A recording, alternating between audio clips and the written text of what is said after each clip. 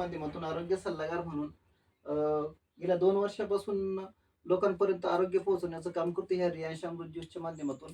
आज आपण आलो आहोत श्रीरामपूर या गावामध्ये. इथं आपण शिल्पाताई जाधव यांच्याकडे आलोय आणि त्यांना आपण आता विचारणार आहे की आपण आज हे किती दिवसापासून अमृत ज्यूस तुम्ही घेताय, याच्या अगोदर तुम्हाला काय त्रास होता आणि आता तुमची तब्येत कशी आहे आणि तुम्ही किती अमृत ज्यूस वापरलेत हे पण त्यांना विचारणार आहे. म्हणून आपण आता वळूया आपल्या ज्या पेशंट होत्या, जेणेकरून 2 महिन्यापूर्वीच्या मिस शिल्पाताई यांना विचारू आपण की आपण आतापर्यंत काय घेतलंय, कसं घेतलंय. ताई, तुमचं नाव सांगा. माझं नाव शिल्पा सुनील जाधव आहे.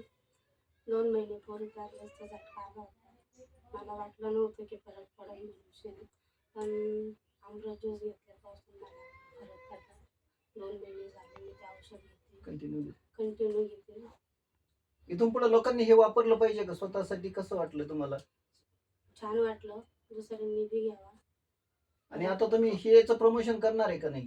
करू ना, प्रमोशन करू, लोकांपर्यंत आरोग्य पोहोचवण्याचं काम करू करू.